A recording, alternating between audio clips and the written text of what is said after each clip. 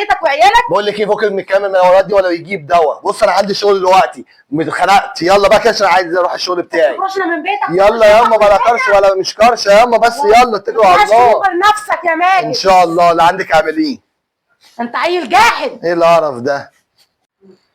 ايه يا ماجد؟ ايه يا حبيبي عامله ايه؟ الحمد لله. ايه مامتك عامله ايه دلوقتي؟ كويس احسن الحمد لله. الحمد لله. خلي بالك منها يا ماجد، عشان الدكتور المره اللي فاتت وصاني قال لي محدش يضايقها عشان موضوع القلب انا وكده. بحاول والله ما ازعلهاش، واللي هي عايزاه كله بعمله لها. المهم تحبي تخرجي فين النهارده؟ اخرج ايه يا ماجد؟ بصراحه انا جايه النهارده وعايزه افتحك في موضوع. موضوع ايه؟ خير. انا بابا على طول بيسم بدني بالكلام. تاني برضه ابوك كده برضه نفس ايوه يا ماجد، بقالنا 3 سنين خروج واكل وشرب بره وما خلصتش الشقه. متاخر، ما انا جبت الشقه، ما انا دفعت، ما انا كل اللي انا فيه ده بسبب الشقه لما ادفع فيها. طيب واحده واحده جبت الشقه، واحده واحده بقى وضبها، واحده واحده هخلص. اعمل ايه؟ طب انت شايفه ظروف الدنيا عامله ايه؟ واحده واحده ده امتى؟ يعني يا ماجد 3 سنين يا ماجد، واحده واحده ده لحد امتى؟ هنفضل 6 سنين مثلا ولا ايه؟ السلام عليكم. في ايه عيال؟ صوتكم طالع لحد بره. عامله ايه يا ماما؟ مفيش حاجه، انت تعبانه ماما؟ مش حامله حاجه. انت عامله ايه؟ انت عامله ايه دلوقتي؟ اهو الحمد لله نحمد ربنا. وازاي صحتك؟ بتاخدي العلاج؟ اه يا بنتي الحمد لله. في ايه صوتكم طالع؟ بص يا ماما الصراحه بابا وماما. تعبانه، مش لازم بقى نفضل. استنى بس يا ماجد، طيب سيبها تتكلم. طب هعمل ايه يا ماجد؟ ما انت لازم تشوف في حل. ايه يا غاده؟ قولي في ايه. ماما وبابا دلوقتي ضاغطين عليا ان ماجد ما خلصش الشقه، وبيقول لي بقى لنا 3 سنين وماجد ما خلصتي. يعني هنكتب الكتاب امتى وهنتجوز امتى؟ والصراحه انت مش غريبه، عايز تفسخ الخطوبه. خطوبه ايه اللي يفسخها دي؟ ايه بعد ما ما عنده حق يا ماجد. ما انا خلاص هانت يعني يا غاده. انا خلاص خلصت كل حاجه، وخلاص سنه ولا سنتين بالكتير ان شاء الله واكتب عليكي. مش بيقول لي ولا شهرين ولا شهر. متضايق. اعمل لكم منين اسرع يعني، ولا اعمل ارض طلع لي فلوس؟ ما انت شايفه يا غاده يا بنتي مش مقصر ليل بنهار شغال. شوف اي حد يشوف اي حد يستلف من اي حد. طب هيعمل ايه يا بنتي؟ ما اللي بيقدر عليه بيعمله. ما ال3 سنين دول بردك يعني هو بردك الشقه هو اتجابها، هو بيعمل فيها حاجه. طيب هنعمله ايه يا غاده؟ ما 3 سنين عدوا، هنتجوز امتى يا ماما؟ يعني ما ينفعش برضه. وبعدين بيقول لي سنه ولا سنتين، يعني انا افضل 5 سنين عشان اتجوز؟ ده انا اكون خللت. لا حول الله يا ربي. انا ما اعرفش بقى. شوف مع بابا انا هعمل ايه. شوف مع بابا. عرفت وعملت، وانا اصلا مديون لحد دلوقتي في الشقه دي يا غاده. الله انت عارفه اللي فيها. خلاص بقى يا ماجد، بعد اذنك انا مروحه وبشوف مع بابا بقى. روح خليكي قاعده. طب يا غاده ما دينا بنتكلم يا بنتي. جيت بس كده عشان اطمن عليك يا ماما. مع السلامه. سلمي على ماما يا غاده. اسلم. انا ما اسلمش. ايه العكنانه دي؟ في ايه بس يا ابني؟ ما عندها حق يا ابني، بردك بقى لها 3 سنين. طب انا اعمل ايه يا ماما؟ انت عارفه يعني اللي جاي على قد اللي رايح، وانا مقصر معاها في حاجه؟ انا حارم نفسي من كل حاجه. انا حتى هدوم مش عارف اشتري هدوم ولا عارف اجيب لي اي حاجه جديده. معلش يا ماجد، بكره لما تبقى في بيتك هتجيب كل حاجه وترتاح يا ابني. طيب بقى ربنا يسهل الحال. طب انا اعمل ايه يعني؟ معكيش انت قرشين كده ياما كده تزقيهم معانا؟ يا ريت يا ابني، انا كنت هستنى وقت انت تقول لي. ما انت عارف المعاش على قد اللي بيجي، على قد الاكل والشرب والعلاج يا ماجد. لو في ايدي يا ابني انا مش هستخسر فيه. طب انت بتقولي عندها حق، طب انا اعمل ايه طيب؟ اعمل ايه؟ هجيب فلوس منين والبنت دلوقتي؟ كويسه، مش عايزين نخسرها ولا نضيعها من ايدينا. لا ان شاء الله لا تضيع ولا حاجه، بس تطلع كده وتنزل على ما فيش. بس نتصرف، بس اجيب فلوس منين؟ طب بقول لك ايه؟ ايه؟ اختي جان. مالها جهان؟ مش جوزها مسافر بره وما شاء الله الدنيا كويسه معاها؟ ايوه الحمد لله مستورين. وعامل لها توكيل ان هي تتحكم في كل حاجه هنا. ايوه هو بيبعت لها الفلوس كل شهر بيبعت لها. طب ما خلاص وعيالها تاهت ولقيناها. ايه طيب يعني؟ ما استلف منها المبلغ 100,000 جنيه انا واقف عليه ده، خلص في شقتي، وانا كده كده داخل في جمعيه قربت اقبضها، اخد الجمعيه واحط قرشين على الجمعيه واديها الفلوس اللي هي عايزاها.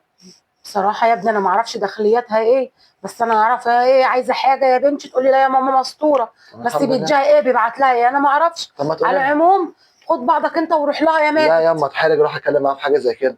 انت برضه امي كده ست الخير والبركه، برضه تعالي معانا كده نروح نشوف الموضوع ده. خلاص تعالى يا ابني. ماشي يلا بينا. ايوه ماما ازيك يا ماما؟ عامله ايه؟ نورتوا. ازيك يا جان؟ ازيك يا ماجد؟ عامل ايه؟ ايه ده ما شاء الله انت موضبه ولا ايه؟ يا ماجد ما انا اقعد على حالي كده. ما شاء الله. ما انت ما بتجيش بقالك مده يا اخويا. اتفضلوا اهلا وسهلا. ما شاء الله ما شاء الله. نورت يا اخويا، عاش من شافك، محدش ايه ده؟ يشوفك. غيرت العفش كمان. ابني كده الخشب زان ده ما شاء الله.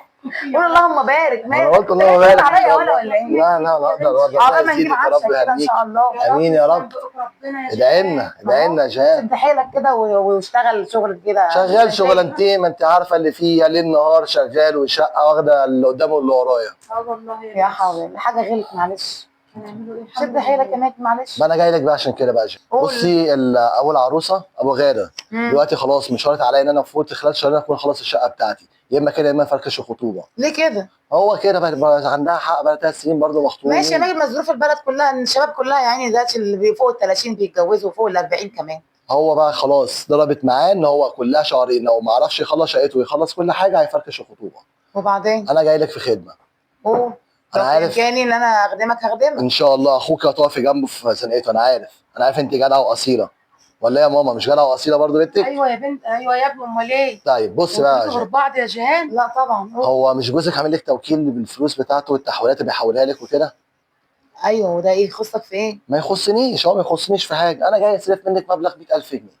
100 ايه؟ 100,000 جنيه اخلص بيهم شقتي ايوه يا واتجوز. بنتي، انتوا مالكوش غير بعض، وما كنتش انتوا تقفوا جنب بعض؟ هنجيبوا الغريب يعني يقف جنبكم؟ ماشي مثلاً. يا ماما، على عيني، اعمل له اللي هو عايزه، بس دي فلوس جوزي مش فلوس. طب هو يا حبيبتي ما مش هياكلها عليك. اسمعي بس اخوك هيقول لك ايه، ولو ما عجبكيش اسمعي من هنا وارمي من هنا. بص انا كده كده داخل في جمعيه هقعدها كمان شهرين، الجمعيه دي ب 50,000 جنيه. وربنا يسهل ان شاء الله برضه قرشين يجوا لي من هنا على 50,000 جنيه، هكمل لك الفلوس عليك خلال 3 شهور. اخد منك 100,000 جنيه و3 شهور يكون عندك. ماشي، بس انا لازم اقول لجوزي الاول. ما مش لازم بقى هتقولي له يفضل يقول لك ليه يا حبيبتي ما هوش قال لك شهرين وهيجيبهم لك يا جيهان؟ في داعي بقى اللي انت تبلغي جوزك. ده انا اخوك يعني مش حد غريب. شهرين؟ 3 شهور 3 شهور. اهو شهرين بقوا بقى 3. 3 عشان انا كمان شهرين هاخد الجمعيه واصرف لك من الخمسه. دلوقتي ما انا شهرين بقول لها ولا عشان اكون ثلاثة. ملتزم بكلمه 3 شهور يكون ماجد دي فلوس عندها. الراجل وشقاه مش فلوس. انا عارف عشان ما يبقاش مشكله وتخرب بيتي. عيب عليك انا اخوكي برضه. حلو، وانا خايفه هو طبعا يخرب الجوازه يا جيهان. ماشي يا ماما، ما انا برضه بقول له جوزي بيقول لي لا، فابنك انت عارفه ابنك. عارفه ماله ابنك؟ الله ماله؟ انا ياما واقف بقول جنبك لك كنت إيه؟ صغيره. ماله ايه؟ احنا اتفقنا مع الست على ناس على سنتين، بقاله 3 سنين رابطها. طب في يا ماما. ما الدنيا بتغلى يا بنتي بقى، وشغال بالنهار هيعمل ايه؟ اللي بيقدر عليه بيعمله. خلاص واقفي جنب اخوك، عايز اتجوز بقالي 3 سنين بقى. معلش يا جيهان. مش عايز تفرحي باخوكي؟ ماما انت قاعده وشاهده عليه. ايوه هو قال 3 شهور بالكتير. 3 شهور. 3 شهور يا مان. 3 شهور ياما 3 انت شهور ضمناه يا ماما. ان شاء الله. انت بقى مش عايزه تفرحي باخوكي ولا ايه؟ اه طبعا، منى عيني افرح بيه، انا ليا غيره. ربنا يخليكي ويزيدك يا جيهان يا رب.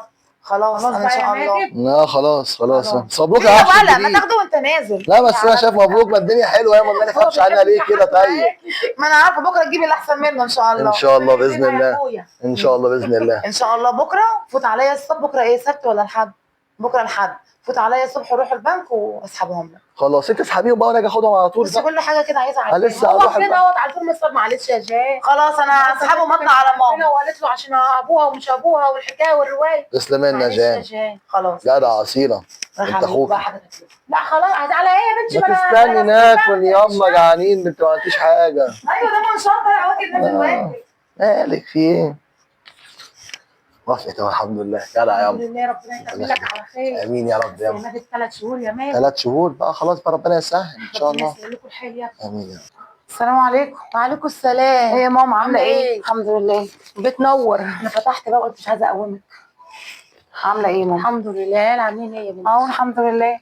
قمت الصبح بدري عشان الاستاذ ماجد. معلش ربنا يخليكم لبعض. يا رب يا ماما. استغفر الله عليك يا ماما. انت عارفه ده شقى الراجل تعبان وشقيان ومش عارفه شغلته صعبه قد ايه، بيشوف الموت بعينيه. ايوه يا بنتي، ربنا يخليه هو ليك بيعمل يا قرش رب. عشان عياله. والله ربنا لسه يخليك. من الشهر اللي فات اتصل بيا قال لي انا عايزه اجي اقعد، انا تعبت والشغل بقى تعب كتر خيره واصابات برضك، هناك. وهو كبر برضك يا جيهان. ايوه، ما بيقول لي الشغل بقى شقه وبيتامروا علينا. قلت له معلش استحمل بس عقبال ما نعمله حاجه وحشه يا ياما. بنتي برضك. ما هو قرش على القرش ده ماما، عشان اعمل لي دكان ولا اعمل حاجه يقعد عليها. أيوة صح، الراجل هيتبع صح. مين يسندنا بعد كده؟ وربنا الدنيا- موجود. ما فيش حد بيسند حد يا ستي دلوقتي. ربنا موجود، هو السند أيوة. الكبير.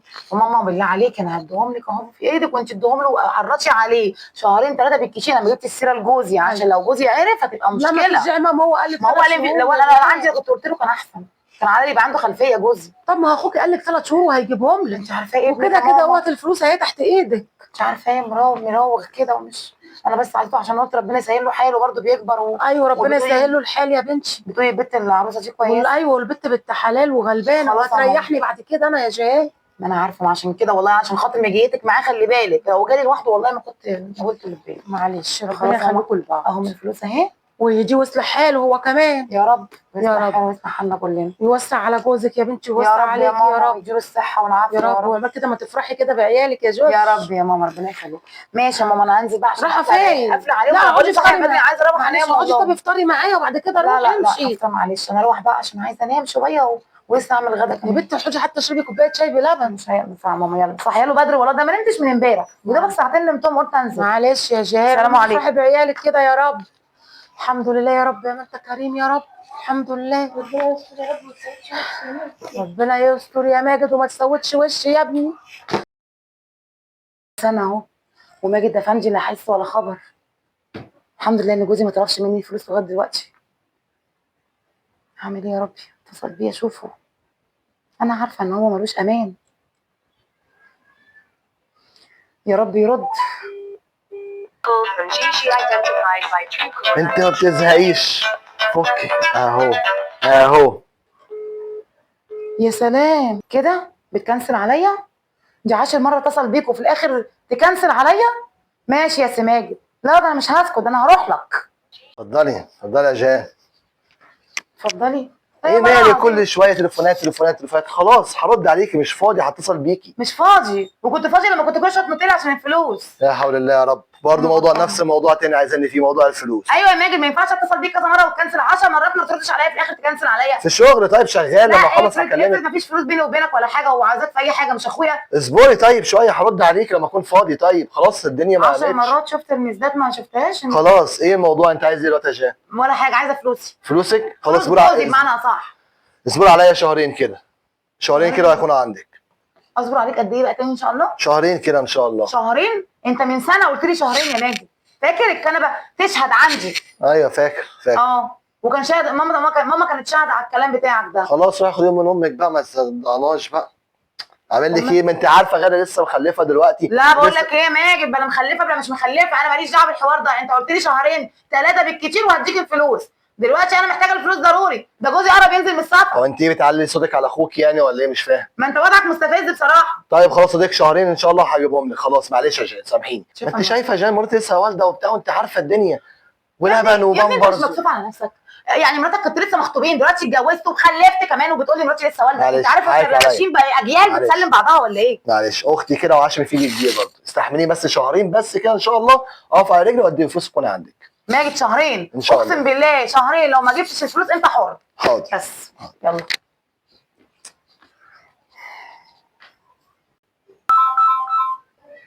ايمن.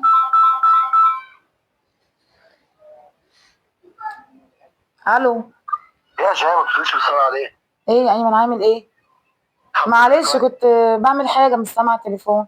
طب بص عشان انا بس في الشغل كده خلاص دي هكلمك بسرعه في موضوع مهم عايز اقول لك عليه. قول. خير يا رب. كان واحد صاحبي كان مقدم لي على قرعه باسم في حته ارض كانت داخله كوردون مباني، والحمد لله القرعه وقعت علينا. عايزك بكره الصبح ان شاء الله بالتوكيل اللي معاكي تروحي البنك تسحبي كل الفلوس اللي معانا وتروحي تقدميها في الارض دي بسرعه عشان ما تروحش علينا. بكره؟ بكره على طول مش هنضيع وقت. انا عايز اقول لك النهارده كمان قبل بكره. ودي كام الفلوس بتاعتها؟ هتخش لها في نص مليون. ماشي؟ حاضر حاضر. بكره الصبح يا جهاد خلاص تكلميني تقولي لي عملت ايه. ها؟ حاضر. يعني بكره على طول؟ ده البنت عندها بكره درس وكنت رايحه اوديها الصبح المدرسه وبعدين هطلع على مشوار كده. استديها مش لازم تروحي المدرسه بكره، بقول لك هتروح علينا يلا عشان انا معايا شغل. يعني فرصه ما تتعوضش. ما تعوضش. خلاص ماجد ماشي.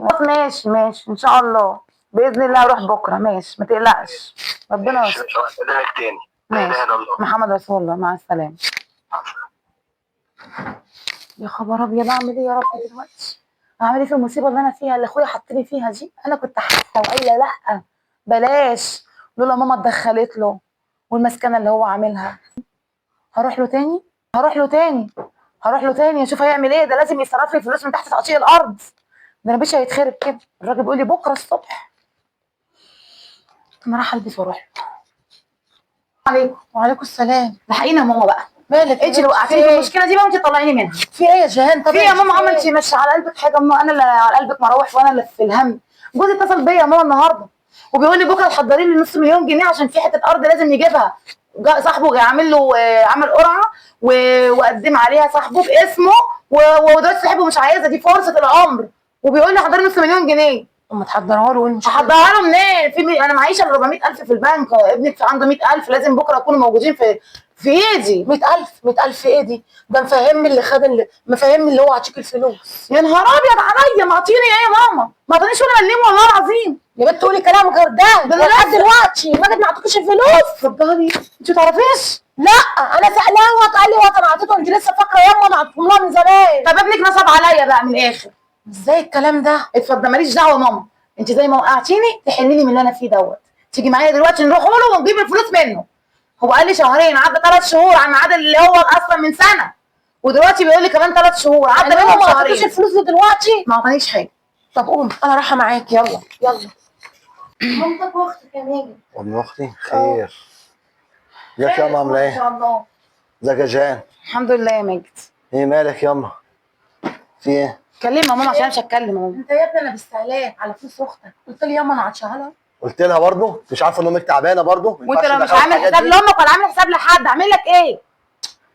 ينفع كده يا ماجد؟ طب انت شايفه يا ماما اعمل ايه؟ وشي قدام اختك وجوزها. سيبك مني انا ماما، في 60 مش مشكله.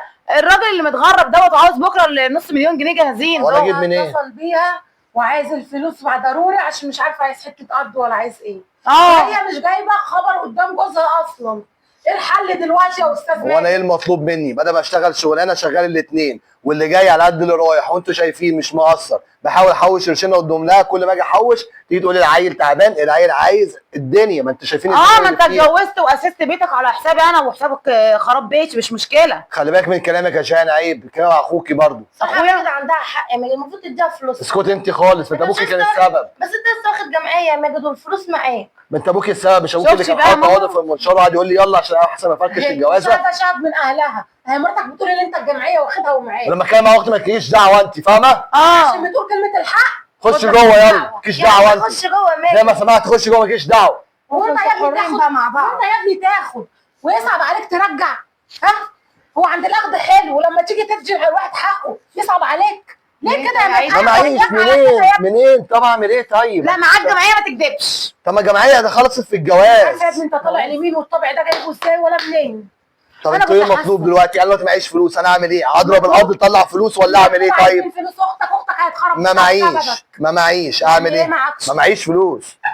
يعني ايه؟ يعني انت شوفيها انت مش عارفه جبت الفلوس اللي تعطاني اتصرفي معاها. طب والفلوس دي انا خدتها انا ولا انت اللي خدتها؟ انا ماليش دعوه. يا ابني الراجل بيتربط من الكبير. يعني ايه ياما انا مش وانت راجل يعني عطيت ولا أختك ايه؟ كلمه قلت لها خلال 3 شهور وبقت تاكد عليك. قول لها 3 شهور يا اختي وهديك الفلوس.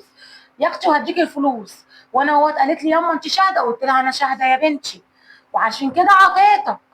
وانا كان نيتي اديها الفلوس وانت عارفه، انما اعمل ايه؟ لا انت عين مش في قصيرة ولا نيتك، يد انت مش قصيرة. في نيتك تديني فلوس. لا كان في نيتي اديها انت لي. لو 3 سنين مش هتديهم لي. لا ليه انت يعني؟ خدتهم هو وطلعت كده. يا ماجد. انت اه. طلعت كده في حق اختك. بس كده. ايه؟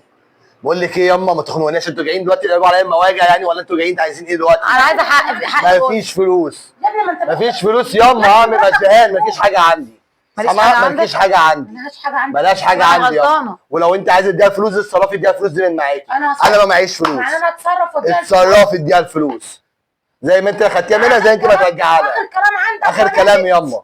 قابلهم على بيتك وعيالك. بقول لك ايه، فوق من الكلام المناورات دي ولا يجيب دواء. بص انا عندي شغل دلوقتي اتخنقت، يلا بقى كده عشان عايز اروح الشغل بتاعي. تخرجنا من بيتك. يلا ياما، بلا كرش ولا مش كرش ياما، بس يلا اتكلوا على الله. تكبر نفسك يا ماجد. ان شاء الله اللي عندك اعمليه.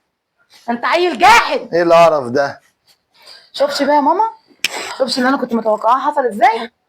هقول ايه بس ان انت السبب والله في اللي انا عطيتهم لك. بصي يا ابني، بصي يا بنتي، عشان ما تشيلنيش ذنبك وانا في الاول وفي الاخر انا غلطانه اللي اتصدرت له. ايوه يا ماما انا عارفه. انا عندي بصي يا جهان، انا عندي انت ب100 من عينته على اللي هو عمله.